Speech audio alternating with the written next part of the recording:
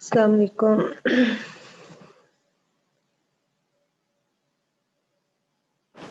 वालेकुम अस्सलाम मैम। वालेकुम अस्सलाम मैम।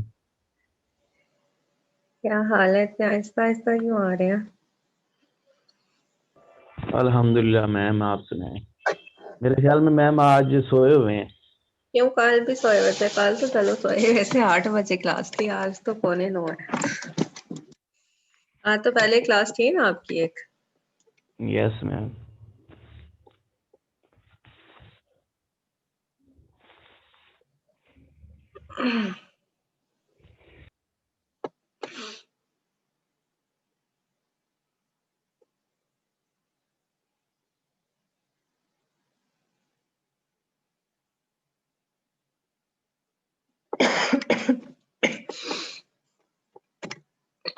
चलो शुरू करते हैं। कल हमने डायमेंशंस के बारे में पढ़ा था।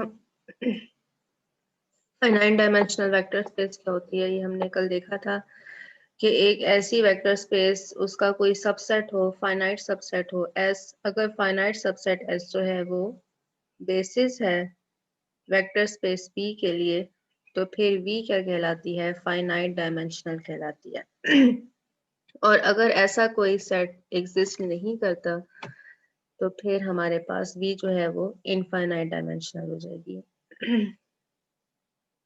कुछ थ्योरम्स थे वो हमने कर लिए थे। थ्योरम नंबर 6 हो गया था, 7 से हमने स्टार्ट करना है।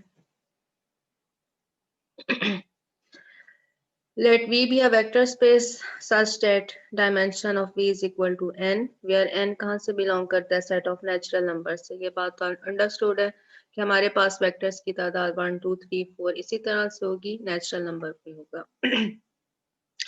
V be a vector space, V finite dimensional है, V की डायमेंशन n है, then a set S of n vectors in V is a basis for V if and only if each vector in V is uniquely expressible as a linear combination of vectors of S। ठीक है, इसमें कोई proof करने वाली बात नहीं है।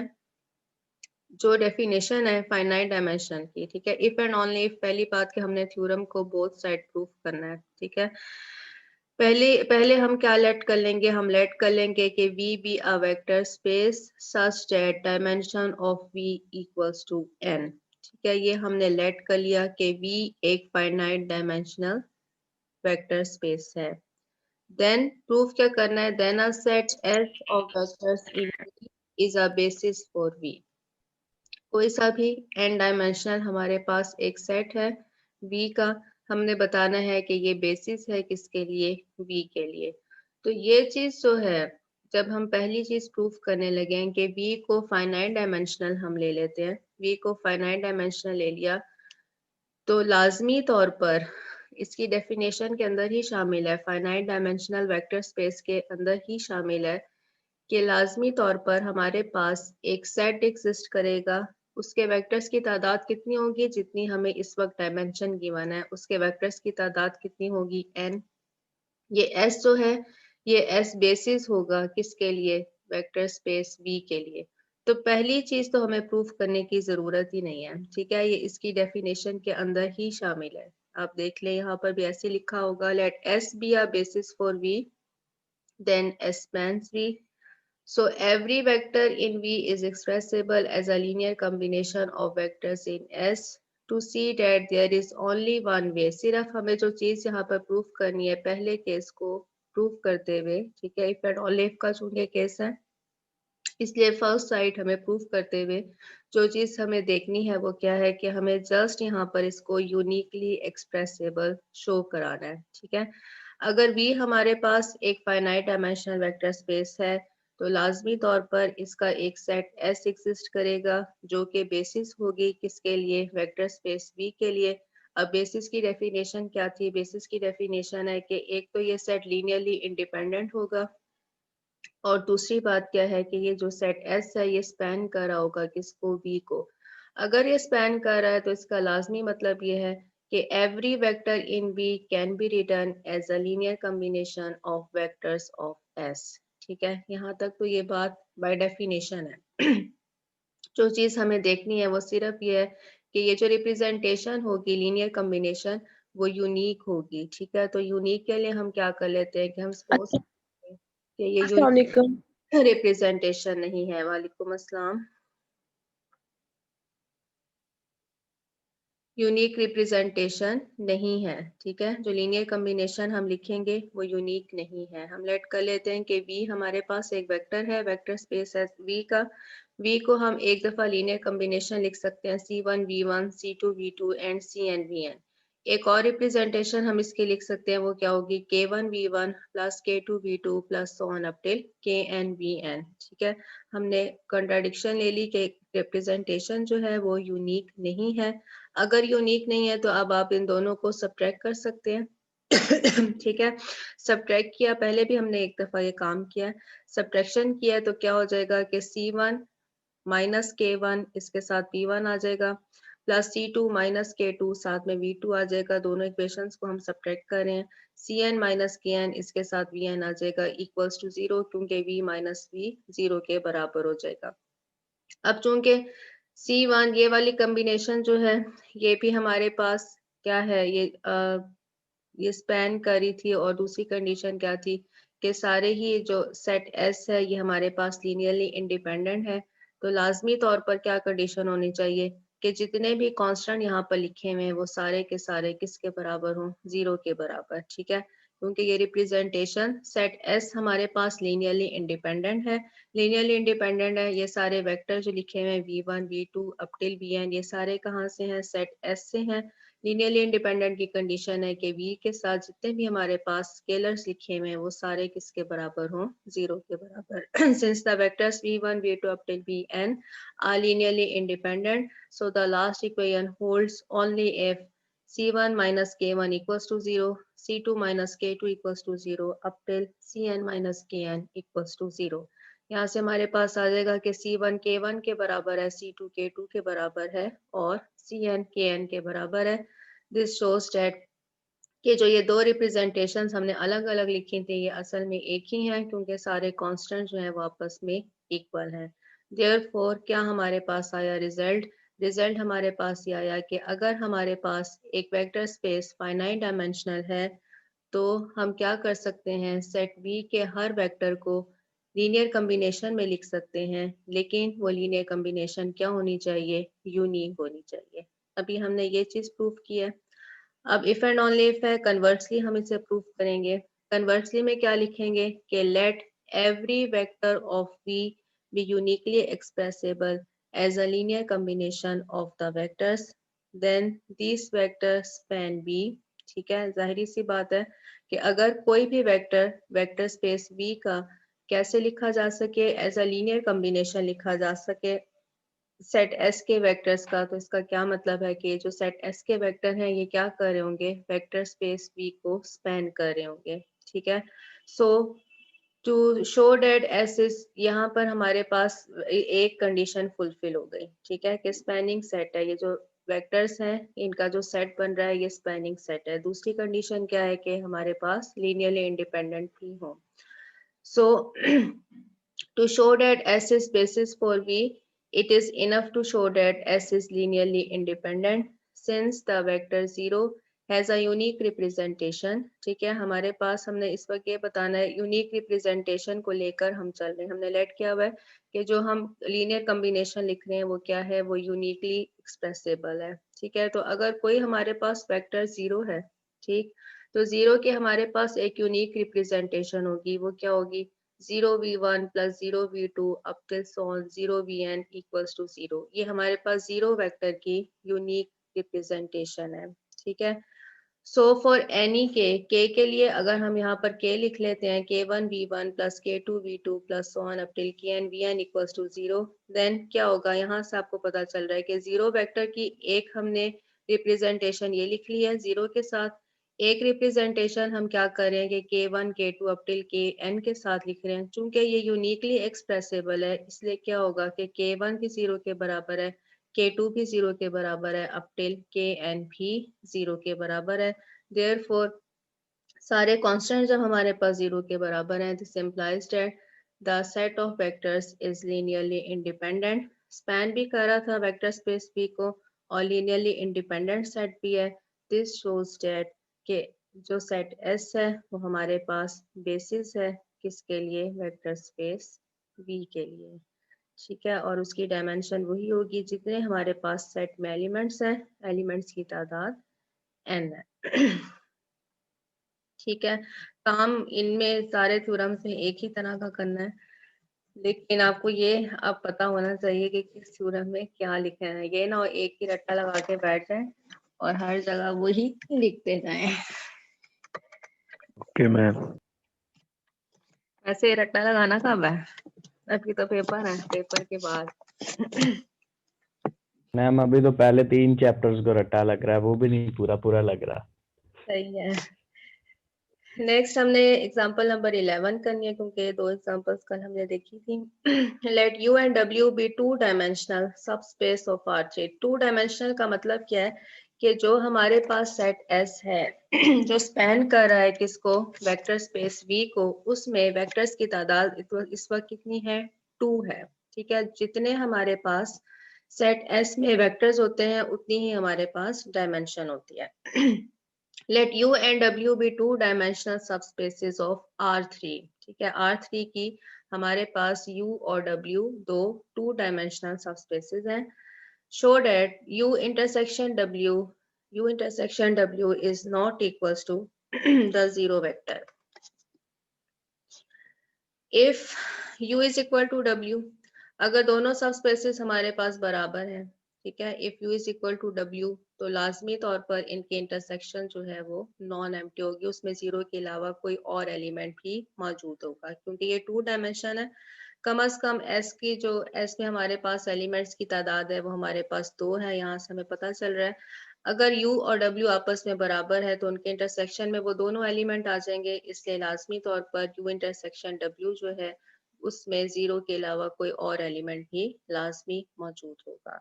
Because condition हम लिख रहे हैं डायमेंशन ऑफ U बराबर है किसके, डायमेंशन ऑफ W के, और ये किसके बराबर है, 2 के। ठीक है, तो लाजमी तौर पर U इंटरसेक्शन W जो है उसमें एलिमेंट की तादाद 0 से ज्यादा होगी। आगे चलते हैं कि इफ U और W आपस में इक्वल नहीं है, if U is not equals to W, dimension in दोनों की 2 ही है। If U is not equals to W, then generating sets of U and W are not the same। Generating set लिख लें या स्पैनिंग सेट लिख लें, एक ही बात होती है। ठीक है, जनरेटिंग सेट और स्पैनिंग सेट हमारे पास एक ही होता है। हमारे पास चूंकि यहाँ पे डायमेंशंस की बात हो रही है, इसलिए डायमेंशन की जब भी बात होगी उसके अंदर बेसिस आ रही होंगी, क्योंकि डायमेंशन की डेफिनेशन बेसिस के साथ ही है। ठीक है, अगर U और W आपस में इक्वल नहीं है तो क्या होगा कि जो हमारे पास U का स्पैनिंग सेट होगा और जो W का स्पैनिंग सेट होगा वो आपस में सेम नहीं होंगे। ठीक है, अगर U और W भी बराबर नहीं है तो इनके जो स्पैनिंग सेट्स होंगे वो भी हमारे पास सेम नहीं होंगे। ठीक है, देयरफॉर क्या होगा, dimension of U plus W is greater than 2। 2 से बड़ी हो जाएगी। क्यों बड़ी हो जाएगी, क्योंकि देखें हमारे पास U की जो बेसिस है, क्योंकि U हमारे पास फाइनाइट डायमेंशनल है, 2 डायमेंशन है, तो U के जो स्पैनिंग सेट है उसमें एलिमेंट्स की तादाद 2 मौजूद है। इसी तरह से जो W है उसमें भी एलिमेंट्स की तादाद जो है वो 2 है। अगर ये दोनों बिल्कुल ही डिसजॉइंट सेट्स हों, अगर U इंटरसेक्शन W हमारे पास डिसजॉइंट आ जाती है, कोई भी इनमें कॉमन पॉइंट नहीं है, तो फिर क्या होगा कि हमारे पास जो इनकी डायमेंशन बनेगी, total dimension U plus W की, वो किसके इक्वल आएगी? 4 के इक्वल आएगी, क्योंकि यहाँ पर 2 एलिमेंट्स हैं, इधर भी इसके भी जनरेटिंग सेट में 2 एलिमेंट्स हैं, तो U प्लस W इसका जो हमारे पास बेसिस बनेगी उसमें एलिमेंट्स की तादाद कितनी आ जाएगी? 4 आ जाएगी, अगर U और W आपस में डिसजॉइंट है। लेकिन अगर U और W एक दूसरे से मुख्तलिफ तो हैं लेकिन डिसजॉइंट नहीं है, ठीक है, जैसे कि 2 पॉइंट्स हैं ना आपके पास, तो दोनों में से हर एक में एक एक ले लेते हैं, ठीक है।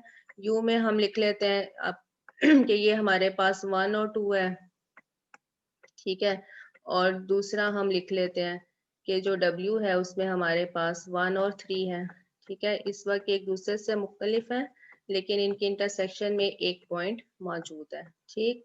तो अब क्या होगा कि U प्लस W में हमारे पास क्या होगा?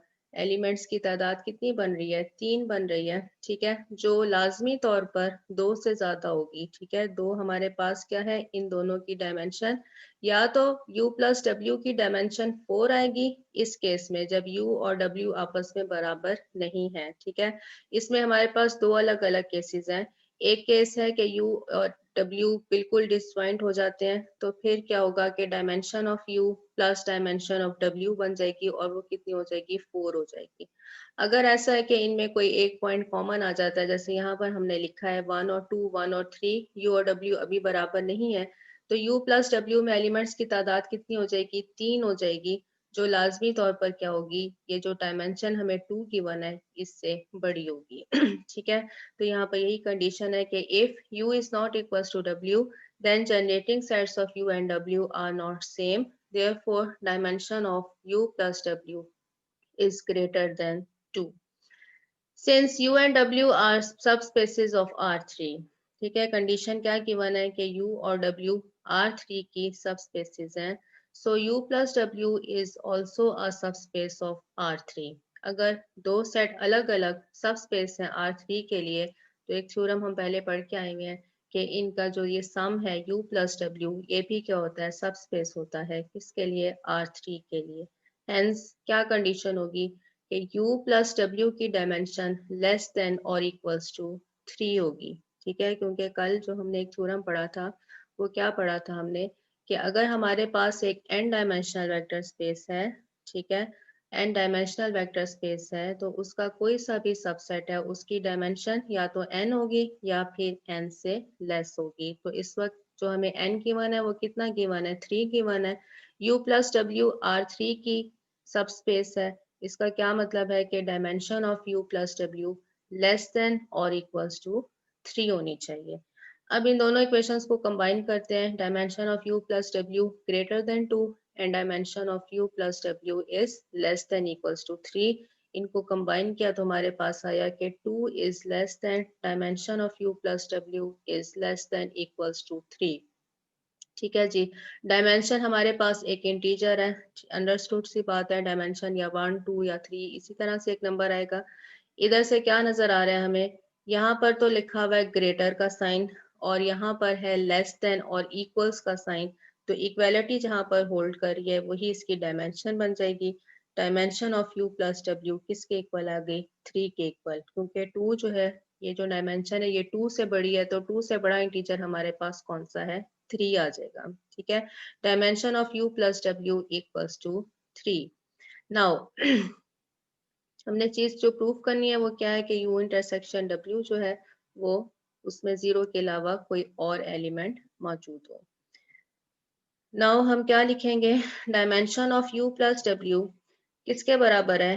Dimension of U plus dimension of W minus dimension of U intersection W, ठीक है। जैसे आपने यूनियन का केस करते हैं, बाज़ औक़ात के जो सेट है हमारे पास डिसजॉइंट है या डिसजॉइंट नहीं है, इसी तरह से यहाँ पर भी हम लिख रहे हैं कि dimension of U plus W, इन दोनों की अलग अलग dimension, dimension of U plus dimension of W इसमें से हम माइनस करेंगे किस चीज की डायमेंशन, जो इनके इंटरसेक्शन है, क्योंकि अगर हम इसको माइनस नहीं करते, अगर तो सेट डिसजॉइंट है तो फिर तो ये लिखने की जरूरत नहीं पड़ती। लेकिन अगर हमारे पास सेट डिसजॉइंट नहीं है, इनके इंटरसेक्शन में कोई एक पॉइंट भी आ जाता है, तो फिर ये डायमेंशन जो है ये 2 दफा काउंट हो जाती है। इसलिए हमें क्या करना होता है कि जो इंटरसेक्शन का पॉइंट है, पोर्शन है, उसकी डायमेंशन को हमें माइनस करना पड़ेगा। Dimension of u plus W 3 के इक्वल है। डायमेंशन ऑफ u जो है वो 2 के इक्वल है। ये चीजें हमने यहाँ से लिख ली ऊपर से। डायमेंशन ऑफ w किसके इक्वल है, वो भी 2 के इक्वल है, minus dimension of u intersection w। यहाँ से हमें पता चल गया कि dimension of u intersection w किसके इक्वल आ रही है, 1 के इक्वल आ रही है। ठीक है, यहाँ से 3 आ रहा है, यहाँ से 4 आ रहा है। इसको सॉल्व करेंगे तो हमारे पास u इंटरसेक्शन w की डायमेंशन 1 के इक्वल है। This shows that U intersection W contains a non zero element. लाजमी तौर पर हमारे पास अगर इंटरसेक्शन में एक पॉइंट आ गया तो लाजमी तौर पर इसके इंटरसेक्शन में हमारे पास क्या है कि कम अज कम एक नॉन जीरो एलिमेंट होना चाहिए। So U intersection W is not equals to the zero vector. So तो नहीं गया? यस मैम, अभी उठाऊं।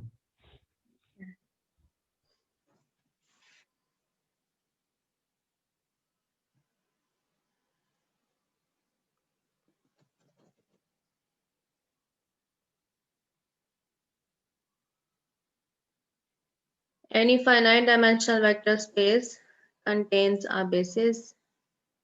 थ्योरम है any finite dimensional vector space contains a basis। By definition ही है वैसे तो ये, कि अगर फाइनाइट डायमेंशनल है तो उसकी लाजमी तौर पर बेसिस मौजूद होगी। Let S be a finite spanning set for the vector space V। S हमने एक finite set ले लिया, V1 V2 up till VR, be a finite spanning set for the vector space V। assume not to be zero। इसमें हमारे पास कम से कम एक vector जो है वो नॉन जीरो है। If V1 V2 up till VR are linearly independent, then from a basis for V and there is nothing to prove। अगर हमारे पास S जो है वो एक हमने फाइनाइट सेट ले लिया जो कि स्पैन कर रहा है किसको, वेक्टर स्पेस V को, और अगर S हमारे पास लीनियरली इंडिपेंडेंट है तो ये चीज क्या बन गई, ये बेसिस बन गई और हमें कुछ भी प्रूव करने की जरूरत नहीं है। Suppose that V1 V2 up till VR are not linearly independent। ठीक है, अगर ये linearly independent नहीं है then these vectors are linearly dependent हो जाएंगे। Therefore one of the vector VR is a linear combination of the remaining ones। जब भी ऐसा होता है कि linearly dependent हमारे पास वेक्टर होते हैं तो किसी भी वेक्टर को, सेट V के किसी भी वेक्टर को हम लीनियर कॉम्बिनेशन के अंदर लिख सकते हैं। ठीक है, तो यहाँ से हम इसी सेट का एलिमेंट एक ले लेंगे। हमने लिखा कि VR जो है ये जो बाकी वेक्टर्स हैं V1 V2 up till VR-1 इनकी लीनियर कॉम्बिनेशन में लिखा जा सकता है। ठीक है, अगर ये हमारे पास लीनियरली डिपेंडेंट सेट है तो इस सेट का कोई भी वेक्टर बाकी वेक्टर्स की लीनियर कॉम्बिनेशन में लिखा जा सकता है। अब हम क्या करेंगे, therefore one of the vector say VR is a linear combination of the remaining ones। We cast out this vector from the set and renumbering if necessary। क्या कंडीशन कह रहा है कि अगर हमारे पास ऐसा वेक्टर मौजूद है जो लीनियरली डिपेंडेंट बना रहा है, लीनियर कॉम्बिनेशन को डिपेंडेंट बना रहा है, तो हम क्या करेंगे कि उस वेक्टर को, जैसे कि यहाँ पर V आ रहा है, इसको हम अपने लीनियर कॉम्बिनेशन से बाहर कर देंगे। ठीक है, कास्ट आउट, और फिर हम अपने दोबारा वेक्टर्स को नंबरिंग करेंगे।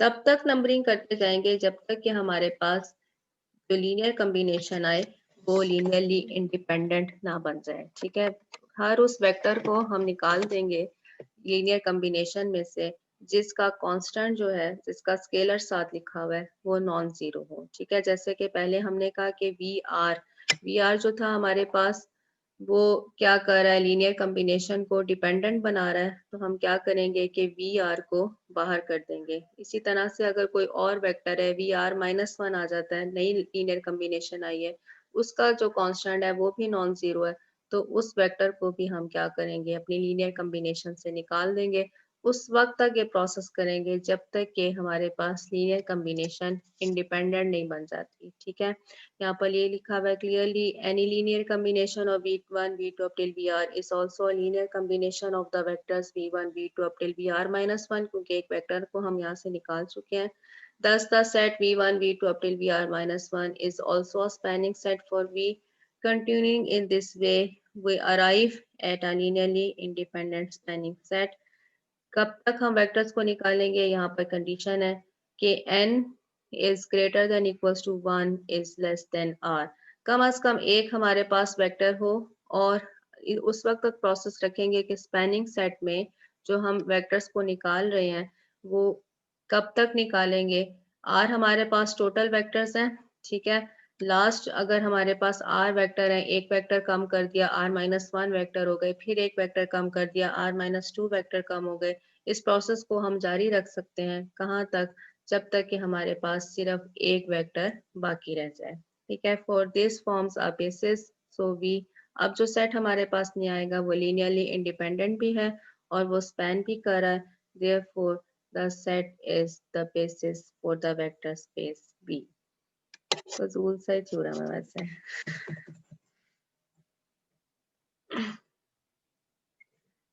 लास्ट एक रह गया जी।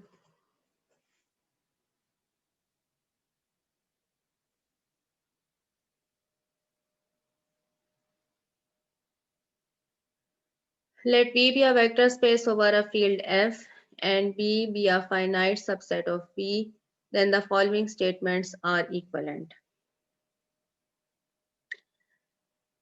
S is a basis, B is a basis, B is the maximal set of independent vectors, B is the minimal set of generators.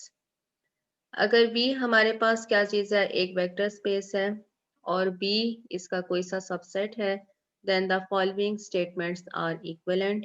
पहली क्या है कि B is a basis, B को बेसिस मानते हुए हमने फर्स्ट को ट्रू लेते हुए हमने सेकंड को ट्रू प्रूफ कराना है। ठीक है, B इज अ बेसिस, हम लेट करेंगे कि B बेसिस है और हम प्रूफ क्या करेंगे कि B is the maximal set of independent vectors. क्या चीज है? बेसिस के लिए ये कंडीशन दे रहा है कि अगर कोई सेट बेसिस होता है तो वो सबसे बड़ा सेट होता है किसका? लीनियरली इंडिपेंडेंट वेक्टर्स का। ठीक है, अगर कोई सेट बेसिस है तो वो जो सेट B हमारे पास है वो सबसे बड़ा सेट है लीनियरली इंडिपेंडेंट वेक्टर्स का। उसे और कम लीनियरली इंडिपेंडेंट वेक्टर्स हम का सेट बना सकते हैं। Since B is finite, so let हम कर लेते हैं कि v1 v2 up till vn, तीन n हमारे पास वेक्टर्स हैं किसमें? B में। हमने इन स्टेटमेंट्स को इक्विवेलेंट प्रूफ करना है तो क्या करेंगे कि लेट कर लेंगे कि B इज अ बेसिस, 1 को हमने ट्रू माना और हम प्रूफ क्या करेंगे कि B is the maximal set of independent vectors. Let B be a basis, then B is a set of independent vectors. लाजमी बात है, बेसिस है तो वो सेट हमारे पास इंडिपेंडेंट वेक्टर्स का सेट होगा। Suppose on the contrary that B is not maximal, हमने जो प्रूफ करना है वो क्या करना है कि B is the maximal set, सबसे बड़ा सेट है किसका? इंडिपेंडेंट वेक्टर्स का। हमने कंट्राडिक्शन ले ली, हमने कहा कि B जो है वो मैक्सिमल इंडिपेंडेंट वेक्टर्स का सेट नहीं है। Then there is a set A of independent vectors such that B is a subset of A. Contradiction हमने ली, हमने कहा कि B जो है वो सबसे बड़ा सेट नहीं है इंडिपेंडेंट वेक्टर्स का, तो लाजमी तौर पर एक हमारे पास सेट A एग्जिस्ट करेगा सच दैट B क्या होगा? सबसेट हो जाएगा किसका? A का। ठीक है, A को हमने इस वक्त मैक्सिमल इंडिपेंडेंट वेक्टर्स का सेट मान लिया है। ठीक है, then there exist at least one V such that B belong करता है A से, लेकिन B जो है वो B से बिलोंग नहीं करता। Since B is a basis, so B must be linear combination of vectors of B. लाजमी बात है कि चूंकि B हमारे पास एक बेसिस है तो B क्या होगी? लीनियर कॉम्बिनेशन B का। B हर एलिमेंट जो हर वेक्टर है वो कैसे लिखा जा सकता है?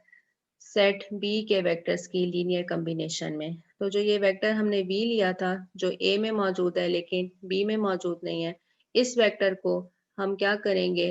लीनियर कॉम्बिनेशन में लिख देंगे किसकी? सेट B के एलिमेंट्स की। V is equal to K1 V1 plus K2V2 plus on up till KN यहाँ से हमारे पास आ जाएगा -1V प्लस K1V1, सिर्फ V को उठाकर हम दूसरी तरफ ले गए हैं तो यहाँ पे माइनस साइन आ गया। अब K1 K2 up till KN ये तो कहाँ से है, ये सेट B से बिलोंग कर रहे हैं और B जो है वो लीनियरली इंडिपेंडेंट वेक्टर्स का सेट है, तो लाजमी तौर पर K1 K2 up till KN ये 0 के बराबर है, लेकिन यहाँ पर एक कांस्टेंट है -1 जो कि नॉन जीरो है। दिस implies that ये हमारे पास जो लीनियर कॉम्बिनेशन है ये इंडिपेंडेंट नहीं रही। अगर ये इंडिपेंडेंट नहीं है तो ये क्या आ जाएगी, एक कंट्राडिक्शन आ जाएगी, क्योंकि B जो है वो क्या है, इंडिपेंडेंट वेक्टर्स का सेट है। therefore our assumption is wrong, हमारी assumption क्या थी कि B जो है वो मैक्सिमल नहीं है। our assumption is wrong, B को क्या होना चाहिए, बी को मैक्सिमल सेट ही होना चाहिए। तो यहाँ पर आपने एक बात नोट करनी है कि अगर हमारे पास एक सेट है जो बेसिस है किसी भी वेक्टर स्पेस बी के लिए, तो उस सेट को क्या होना चाहिए, लीनियरली इंडिपेंडेंट तो वो है, लेकिन वो लीनियर इंडिपेंडेंट वेक्टर्स को कंटेन करता हुआ सबसे बड़ा सेट है, ठीक है, मैक्सिमल सेट है। नेक्स्ट क्या करना है, नेक्स्ट हम सेकंड और थर्ड को प्रूव करेंगे। सेकंड को ट्रू मानेंगे और थर्ड को हमने प्रूव करना होगा। सेकंड क्या चीज है, let B be the maximal set of independent vectors, then we have to show that B is the minimal set of generators.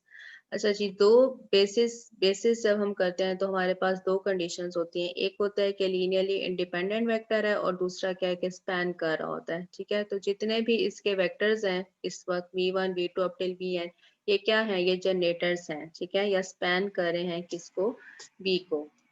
तो इस वक्त हम इसको क्या लिख सकते हैं, हमने इन्हीं दो चीजों के साथ लेकर चलना है। अब हमने लेट कर लिया कि B is the maximal set of independent vectors, B is the maximal set of independent vectors, और हमने जो चीज प्रूव करनी है वो ये करनी है कि जो जनरेटर्स हैं वो B में सबसे कम है, ठीक है। सबसे छोटा हमारे पास B सबसे छोटा हमारे पास सेट है जो क्या कर रहा है, वेक्टर स्पेस B को जनरेट कर रहा है, ठीक है। दो चीजें इस थ्योरम में हम देख रहे हैं कि इंडिपेंडेंट वेक्टर हमारे पास B अगर बेसिस है तो इंडिपेंडेंट वेक्टर्स का ये सबसे बड़ा सेट है, और B अगर हमारे पास बेसिस है तो जो ये वेक्टर्स है V1 V2 up till Vn, ये क्या है, ये सबसे छोटा सेट है जो क्या करता है, वेक्टर स्पेस को जनरेट करता है, ठीक है। इंडिपेंडेंट के लिए ये सबसे बड़ा है, लेकिन ये सबसे कम जनरेटर्स वाला सेट है जो क्या करता है, वेक्टर को, वेक्टर स्पेस P को जनरेट कर देता है, ठीक है। तो ये जनरेटर्स जो हैं इनकी तादाद सबसे कम होती है किसमें, बेसिस के अंदर। We have to show that B is the minimal set of the generators. For this again हम क्या करेंगे, suppose on the contrary that C is the set of generators such that C is a subset of B, ठीक है। C अगर हमने एक ऐसा set ले लिया है जो क्या है, सबसे मिनिमल सेट है किसका, वेक्टर्स का, जो जनरेट करते हैं किसको, B को, ठीक है। Then there exists at least one VI such that Vi belongs to V but Vi does not belongs to C, ठीक है। जब ये इसका सबसेट है तो एक एलिमेंट ऐसा जरूर होगा जो B में बिलोंग करता है लेकिन C से बिलोंग नहीं करता। हम लेट कर लेते हैं कि वो वेक्टर कौन सा है, V1 है। V1 B से बिलोंग कर रहा है लेकिन V1 जो है वो C से बिलोंग नहीं कर रहा। Then V1 can be written as a linear combination of vectors of C। V1 को हमने लिख लिया K2V2 प्लस K3V3 प्लस हम कहाँ तक चले गए, KN अगेन हमारे पास क्या condition I, -1V1 plus K2V2 plus on up till KN 0 के बराबर है, ठीक है। यहाँ पर एक स्केलर आ गया -1 जो कि नॉन जीरो है, therefore this linear combination is not linearly independent, dependent बन जाएगी। जब ये डिपेंडेंट बन गई तो कंट्राडिक्शन आई किसके ऊपर, क्योंकि B जो है वो बेसिस है, B जब बेसिस है तो इसके वेक्टर्स को क्या होना चाहिए था, लीनियरली इंडिपेंडेंट होना चाहिए था। Hence our assumption is wrong, हमारी अजम्पशन क्या थी कि C एक ऐसा सेट है जो कि मिनिमल है। Our assumption is wrong, basis B को ही क्या होना चाहिए, मिनिमल जनरेटर्स का सेट होना चाहिए, ठीक है। दो चीजें इस थ्योरम के अंदर आप देख रहे हैं, एक के बेसिस है अगर हमारे पास, तो बेसिस जो है वो लीनियरली इंडिपेंडेंट वेक्टर्स को कंटेन करता हुआ सबसे बड़ा सेट होता है। और बी अगर हमारे पास बेसिस है तो इसके जो वेक्टर हैं ये जनरेट कर रहे होते हैं, क्योंकि ये स्पैनिंग सेट होता है, इसके वेक्टर क्या कर रहे होते हैं, वेक्टर स्पेस बी को जनरेट कर रहे होते हैं। तो इसके वेक्टर्स की जो तादाद है वो सबसे कम तादाद है किसी भी वेक्टर स्पेस बी को जनरेट करने के लिए। ये दो चीजें अभी हमने यहाँ पर लिखी हैं। नेक्स्ट थर्ड से वन की तरफ जाना है, क्योंकि इक्विवेलेंट स्टेटमेंट प्रूफ करानी है। थर्ड स्टेटमेंट में क्या है कि लेट कर लेंगे कि B is the minimal set of generators, और हमने प्रूफ क्या करना है कि बी इज अ बेसिस। ठीक है, थर्ड से वन की तरफ जा रहे हैं। Let B be the minimal set of generators, then we have to show that B is a basis. For this, we just have to show that B is linearly independent, क्योंकि यहाँ से condition आ रही है कि B जो है वो generate कर रहा है किसको, वेक्टर स्पेस V को, इसलिए ये स्पैनिंग सेट तो बन गया। हमने जस्ट क्या प्रूफ कराना है, बेसिस प्रूफ कराने के लिए B को लीनियरली इंडिपेंडेंट प्रूफ कराना है। Let V1 K1 plus K2 V2 plus so on up till Kn Vn equals to 0 for at least one non-zero K1 से, देन क्या होगा, K1 V1 बराबर हो जाएगा। हमने कहा कि K1 जो है वो 0 के बराबर नहीं है, हम ये लेट कर रहे हैं इस वक्त कि K1 जो है वो 0 के बराबर नहीं है। तो हम क्या कर सकते हैं कि K1 V1 को एक तरफ लिखा, बाकी जितनी टर्म्स है उनको दूसरी तरफ शिफ्ट कर दिया, सबके साथ माइनस का साइन आ जाएगा। चूंकि ये एक नॉन जीरो नंबर है K1, इसको हम क्या कर सकते हैं, डिवाइड कर सकते हैं। V1 बराबर हो जाएगा माइनस K2 V2 V और so on up till Kn over K1 Vn, showing that क्या शो हो रहा है कि V2 V3 up till Vn is a subset of B, is a generating set of V। क्या हमारे पास condition आ रही है, कंडीशन ये आ रही है कि ये चूंकि vectors V2 V3 up till Vn, ये जो राइट साइड पर हमारे पास वेक्टर्स हैं, ये भी क्या कर रहे हैं, ये लीनियर कम्बिनेशन में, चूंकि हमने वेक्टर V1 को लीनियर कम्बिनेशन के फॉर्म में लिख दिया है V2 से लेकर अप टिल Vn तक वेक्टर्स के, तो ये V2 V3 up till Vn ये भी क्या कर रहे हैं, ये स्पैन कर रहे हैं किसको, वेक्टर स्पेस V को। तो जब अगर ये स्पैन कर रहे हैं, B भी यही काम कर रहा है, B भी स्पैनिंग सेट ही है। ठीक है, B भी स्पैनिंग सेट है, V2 अप टिल Vn ये भी हमारे पास स्पैनिंग सेट है। तो क्या होगा कि ये जो नया सेट हमारे पास आया है V2 V3 up till Vn, ये सबसेट हो जाएगा किसका, B का। ठीक है, दोनों चूंकि एक ही काम कर रहे हैं, ये भी स्पैन कर रहा है, ये भी स्पैन कर रहा है, इसमें जस्ट एक वेक्टर V1 मौजूद नहीं है। Is a generating set of V which is a contradiction. Contradiction है, क्यों कंट्राडिक्शन है, क्योंकि हमने कहा था कि B जो है वो सबसे छोटा सेट है जो क्या कर रहा है, वेक्टर स्पेस V को जनरेट कर रहा है। Hence B is linearly independent and is the basis for the vector space V। हाँ जी, कुछ समझ आया है कि नहीं आया? मैम पता नहीं, जिन्होंने समझा है उन्हें पूछे। उन्होंने समझा है, तुम तो वैसे ही सोए पड़े हो हैं। यस मैम, मैं तो सो के अभी उठा हूँ। और की बात, यहाँ पे टॉपिक हमारा खत्म है। मैसेज आया जी, कोई मैसेज पढ़ते हैं, बस थोड़ा सा समझ आया है। मोहम्मद रमजान का पहले भी मैसेज आया हुआ है कि मुझे समझ नहीं आ रहा। अब आपने पहले तो पेपर की तैयारी करनी है, लेकिन उसके बाद तो मैम फिर रहने दें, क्यों पढ़ाई जा रही हैं आप, हम पहले वो तो कर लें। टाइम भी तो नहीं है ना, टाइम भी तो हमारे पास मैम एक अभी हफ्ता। पूरा मैम अभी पूरा एक माह पढ़ा होगा, और हम तो एक वीक में चैप्टर भी कंप्लीट कर लेते होते हैं। हम ये चैप्टर नहीं कंप्लीट किया, हमने बहुत दिनों से इस चैप्टर को लेके चल रहे हैं, अभी भी इसके दो मेन टॉपिक रहते हैं। ठीक है, लो जी, ऐसी बात है। चले मैम, इसी यही कल वाली हमने क्लास पढ़नी, फिर नेक्स्ट वीक कोई नहीं पढ़ना। क्यों नहीं पढ़ना पढ़ना? तो मैम पेपर की तैयारी भी तो करनी है ना, मिड की। कर लेंगे, वो भी हो जाएगी। चले देखते मैम हैं। फिर मैम आप असेसमेंट पेपर भेज देती हैं कि ये करना है आप लोगों ने। तो असेसमेंट पेपर पता है इस दफा हुआ ही नहीं है, और पेपर के नंबर भी बस माशाल्लाह ही लगे हुए हैं। ओके, ओके ठीक है, मैम। देखते हैं फिर कल तो होगी ना क्लास, उसके बाद देखेंगे नेक्स्ट। यस मैम, कल तो इंशाल्लाह ज़रूर होगी। ठीक हो, ओके जी, अल्लाह हाफिज। ओके मैम, अल्लाह हाफिज़।